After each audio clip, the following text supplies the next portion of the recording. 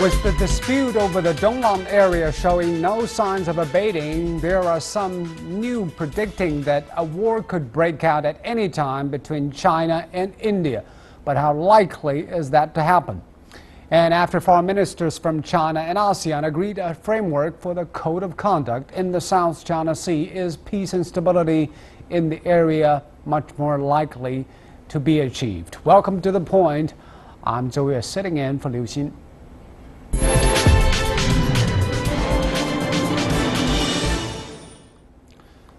The China-India standoff in the Doklam area has shown no sign of abating over the past few weeks, and now a Chinese scholar from the Shanghai Academy of Social Sciences has written in Global Times that China is actually planning a small-scale military operation to expel Indian troops within 2 weeks. And an Indian-born British economist has also predicted it is very likely that there will be a state of full-scale war between China and India on several fronts, not just on Doklam. But is a war really likely to break out? Joining me today from Beijing is Rongying, Vice President of the China Institute of International Studies, and from New Delhi we have Professor Madhav Nalapad, UNESCO Peace Chair at Manipal University. Let me start with you, Mr. Rong. It seems that India has withdrawn some of its troops from Doklam area and has left around 50 personnel and some equipment over there. So does it mean that India is planning to pull out of the Doklam area? Well, yes, I think it all depends on the real situation on the ground. It is true, I've read some reports that on the ground, the Indian side has reduced troops on the ground. But still, I also read that on the Indian side of the boundary line, there are border deployment that has been strengthened. So it all depends on what is happening on the ground. And for the Chinese perspective, I think as long as there's one single soldier left around in the Chinese side of the boundary, the situation will not resolved. So it all depends on how the Indian side, whether it is Indian, would take the right, correct decision to defuse this issue. Mr. Nalapad, what do you make of the Indian strategy? Is it planning to pull out of China's controlled areas, or is it to stay in Doklam with minimum presence for a long time? Well, I wouldn't be able to tell you the Indian government strategy. I have no idea what the government is going to decide. But what is in the best interest of that India, area in your is opinion? very close to. In my opinion, the best interest of India and the best interest of China, both countries, is to ensure that the situation remains peaceful on the border and it not escalate into a conflict.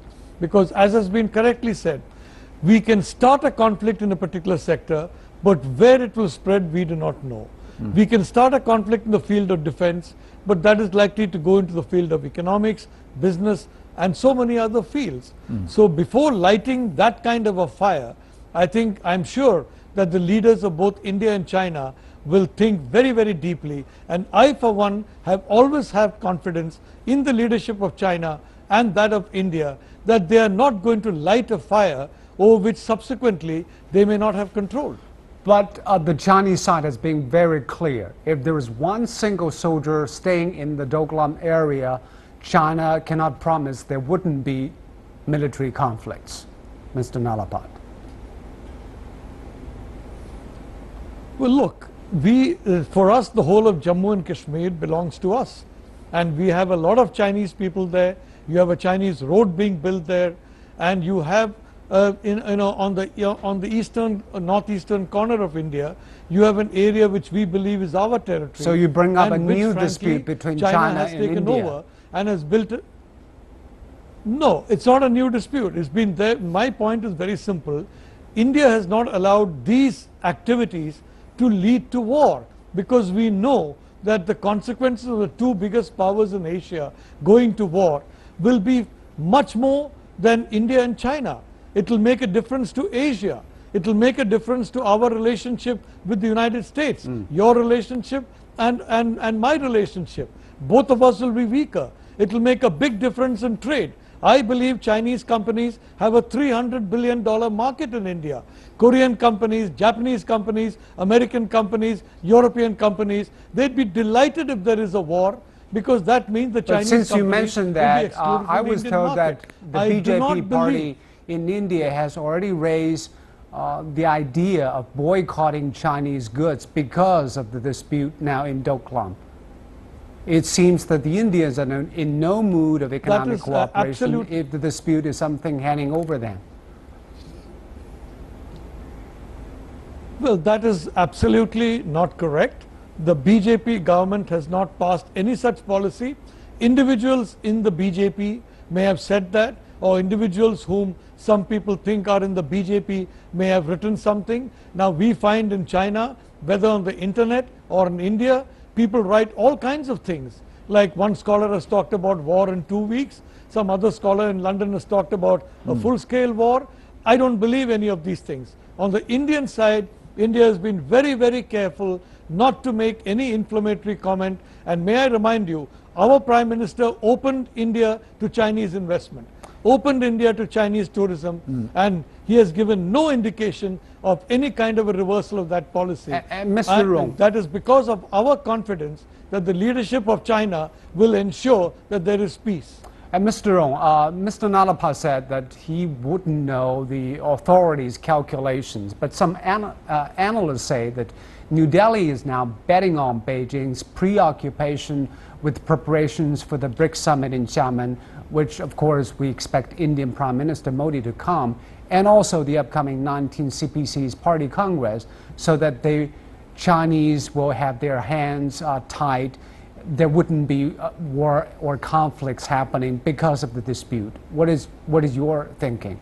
Well, before I answer your question, let me just come back a little bit about the issue raised by my friend, Professor Nalapat, about Kashmir. I think the issue of Kashmir is totally different from what is happening in Doklam. Kashmir is an internationally recognized dispute, and the Chinese position has always made it very clear, remain unchanged. So I don't think it's a good idea to compare the Kashmir issue with the incident of Doklam, where it is very clear internationally, I mean legally, that the Indian side is illegally sending its border troops across and delimited the boundary areas between China and India. Coming back to the question of the presumption that because of the BRICS summit meeting and because of the China's domestic agenda in later part of the year, that could possibly mean that China would sacrifice its core interest for territorial integrity and sovereign right. I think it is totally wrong and a miscalculation. And of course, a successful summit of BRICS will definitely, I think, serve the best interest of all the members of BRICS, including India. And I hope that, and I believe it is also the understanding of the Indian side that we will work together to make sure this summit successful. But for that, I think the Indian side should make the right decision and find a way, find a way right now without any hesitation, so to diffuse this, the issue. And that is, for that, I think, as my government repeatedly said, that India has to withdraw unconditionally its border troops that has been illegally trespassing China's territory. And also, Mr. Nalapat, there is a long-term concern from China. From the Chinese perspective, if a clear boundary line bound by a legal document, in Chinese opinion, are tampered with, how can we trust India if Indian troops won't go across the border anytime in the future?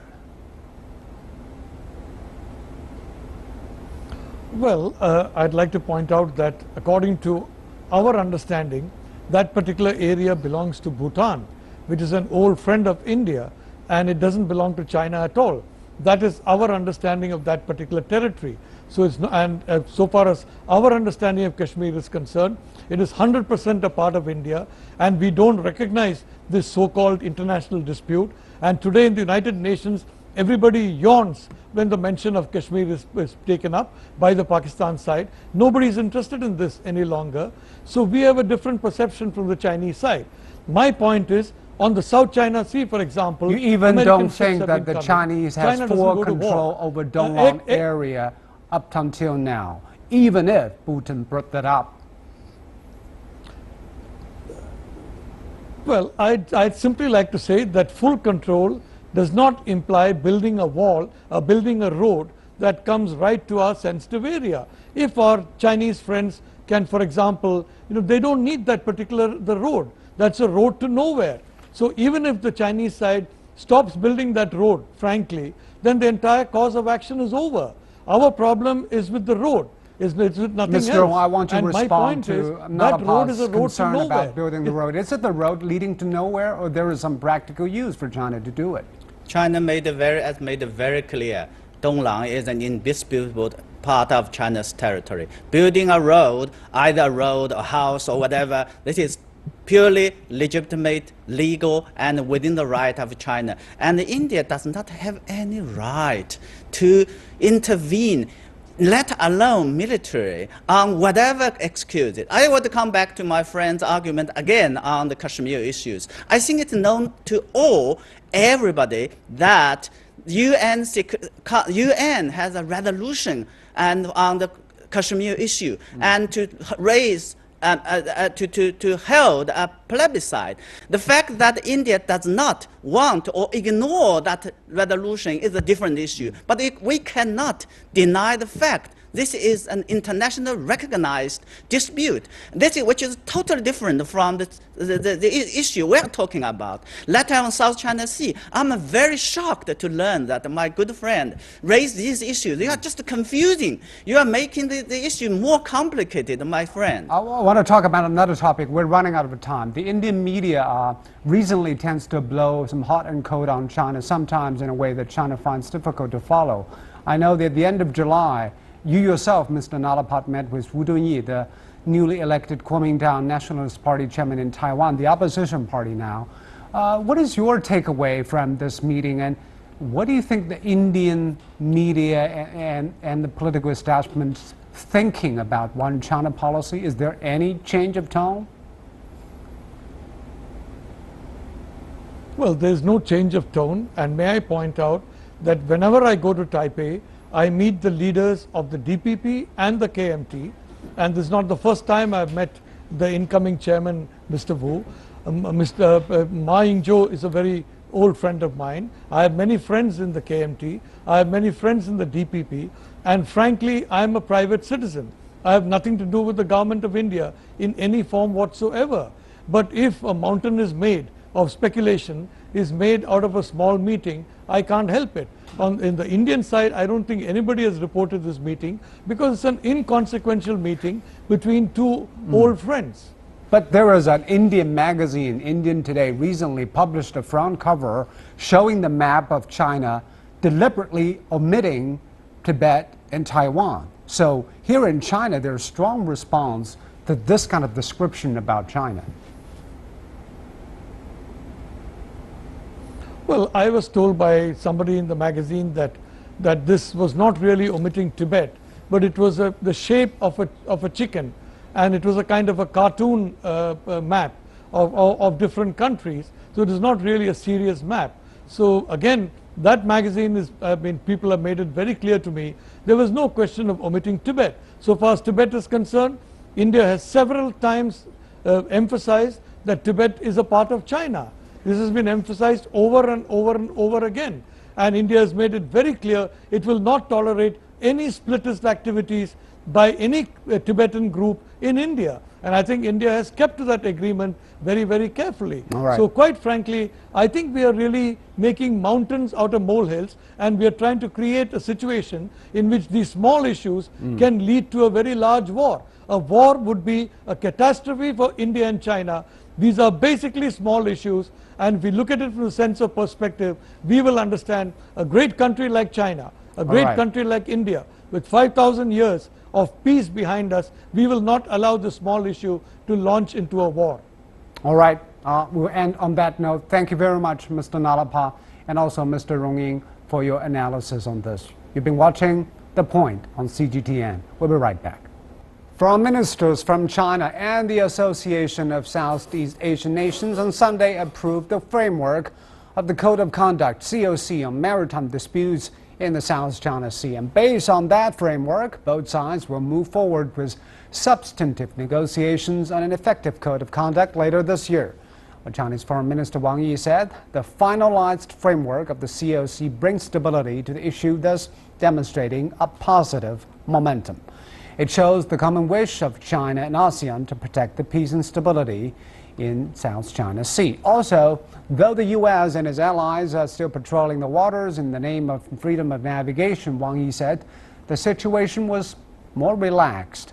Some say this is a slam dunk diplomatic victory for China, while others ask how much significance can the binding political agreement carry. For more, I'm joined from Manila by Richard Hadarian, political science professor at De La Salle University in Manila, and from Bangkok, Sham Bumprason, former advisor to the Thai government, and here in the studio, Victor Gao, a global counselor at the Asia Society.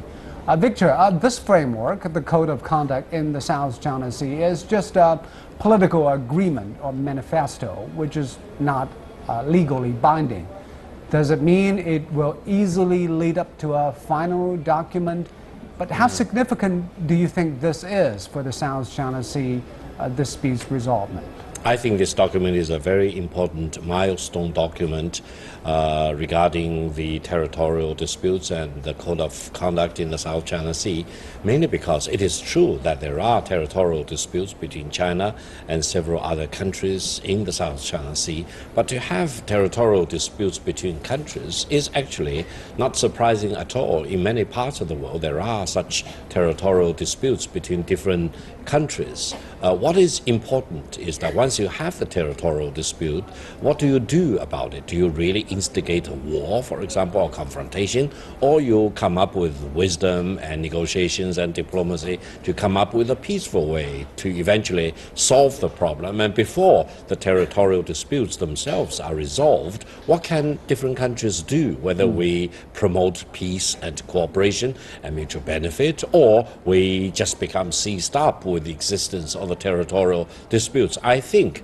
this code of conduct document means that the countries in this part of the world, between the ASEAN 10, each of them, as well as China on the other hand, for example, have enough wisdom and vision and courage to come up with the better alternative, that is peaceful negotiation, eventually paving the way for greater cooperation and eventually, hopefully, the peaceful resolution of the territorial disputes. There's a clear direction for this South China Sea issue, but the ASEAN ministers, they say they were ready to begin substantive negotiations on the Code of Conduct. So, Richard, what are these substances imply, and what will be the challenges ironing out the details on what kind of behaviors would be tolerated?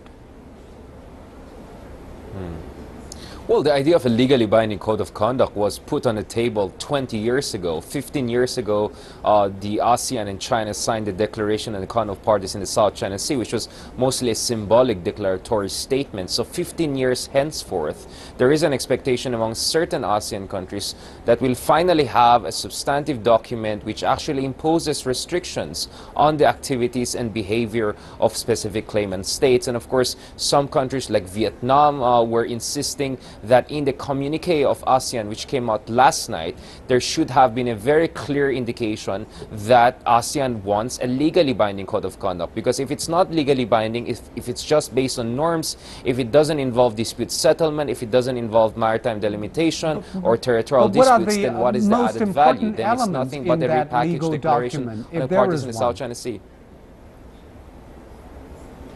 Well, I think some countries at least want a freeze on reclamation and construction activities as some kind of confidence-building measure. They also want that there will be some sort of punishment if certain countries violate the terms of the agreement. So it's not just going to be a code of conduct. There's going to be also enforcement compliance. And I think this is where the ASEAN itself is divided. The Philippines, for instance, said the other day that while they prefer a legally binding code of conduct, absent law enforcement, absent a consensus on how to come up with certain rules on how to punish and reward countries that follow or not follow the rules, then what's the point of having a legally binding code of conduct? So I think at this point in time, a lot of ASEAN countries, including the Philippines, the chairman of ASEAN, are more concerned about the process rather than the substance. So as long as the countries, ASEAN and China, are talking, the hope is that that will bring down tensions. And of course, from Chinese point of view, that will prevent other external powers like US, Australia and Japan to interfere in the disputes. So I think that's why the process is still now much more important to majority of actors involved here. So Sean, do you think it is more difficult to start the process, or it is more difficult to finally have a enforcement mechanism to check out whether this works or not? Well, I think it's a good reformation of 2002 documents, and it's a good thing that both China using this multilateral forum to address this issue. As someone who watched it as a neutral observer, I feel that there was not substantive progress, and I was really concerned that there has to be more, like I said, a provision for execution, more some type of punishment, but we have to wait and see. But in a way, it's a triumph that code of conduct will withdraw, and at least we're not worsening the situation. And the consensus is the way of ASEAN doing business anyway. And we are glad that while multilateralism are breaking down worldwide, with the coming of Trump presidency, but at least China and ASEAN are still able to talk with a certain amount of discretion. So you are saying this is multilateralism at triumph, but some Western media see the approval of the frame of the COC as a diplomatic victory for China. I want all of you weighing in on this. Is this a win for China diplomatically, Victor? I think if it is a victory, it is a victory for both China and ASEAN. Don't remember, tomorrow, August the 8th, marks the 50th anniversary of the founding of ASEAN, and ASEAN is built on renouncing war and keeping peace and promoting mutual development. And I think between China and ASEAN as a whole, and ASEAN member states individually, keeping peace and maintaining stability is of crucial importance. And this code of conduct is a big step in that direction. Whatever differences we may have, whatever territorial disputes we may have, we still need to rededicate ourselves and recommit ourselves to keeping peace and stability, rather than being instigated or urged upon by outside forces to prepare for a war against each other, which will be a mutual disaster. Richard, which party get the most of this code of conduct, if there is one? Well, as I very honestly put it to the global media, I thought this latest meeting of the ASEAN, similar to the April summit also here in Manila, was a slam dunk diplomatic victory for China.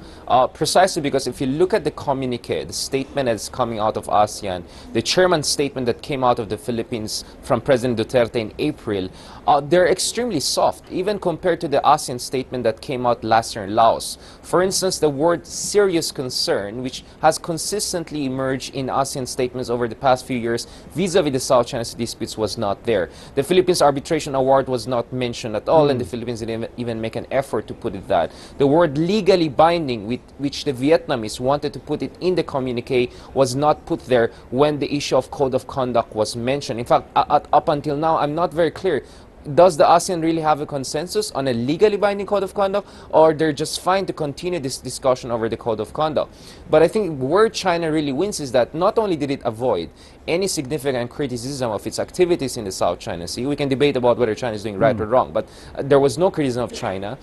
The statement is even softer than last year. But more than anything, you have a lot of ASEAN countries very fully and wholeheartedly endorsing the agreement on the framework of a code of conduct, even if many people outside, ASEAN are saying that that's nothing because but a an agreement is about repackaging of the something DOC. that everybody can agree on, the denominator of every party. Isn't that something win-win for all, Sean? I think the jury is still out. I understand there's some concern from the Vietnam and from the Philippines on this issue, and I think that China, as a rising power, is in a situation of to sit in this trap with the vacuum that the Americans are unsure of what type of role to play. And for myself, I see the situation not get any worse. I don't know if I want to proclaim a victory for anyone, but I see that it hasn't got worse. And in a way that fit within the ASEAN culture, and it's good enough for us for now. We should wait and see what happens in the next couple of years. We have only 1 minute left. I want to talk about the practical maritime cooperation. If there is a political will, how likely will China and ASEAN join hands to develop the sea together? Victor? Well, there are many things that China and ASEAN countries can work together against the natural disaster, for example, cooperation against pirates or terrorism in this part of the world, and promoting truly what we mean about the freedom of navigation. China has no problem with freedom of navigation. What we are concerned about, some other countries misuse this term to achieve their own strategic goals. And Richard? Well, I think confidence-building measures are definitely the way forward. As mentioned a while ago by Victor, it's on the issue of piracy, on environmental protection. We have concerns about, a lot of coral reefs and fishery resources being driven to the verge of extinction. I think the way forward also in the South China Sea could be joint development and joint exploration of disputed resources in the area, whether they're fisheries or hydrocarbon resources. And no less than Philippine President Duterte said that he's open to joint development with China. So I think these things could be incorporated into a COC or could be negotiated in parallel. So 20 seconds left, Sean. Are we on board for joint development and exploration? I prefer to look at positively more of freedom of navigation, which are being agreed upon, that at least there's still a maritime trade ongoing, and that's something that I think that without the Western power, we always acknowledge that, and it's a we have to wrap this up. Only 20 seconds left. Thank you very much, Richard, Sean, and Victor. And that's it for this edition of The Point. You can follow us on Twitter and Facebook using the handle @ThePointLX. Goodbye.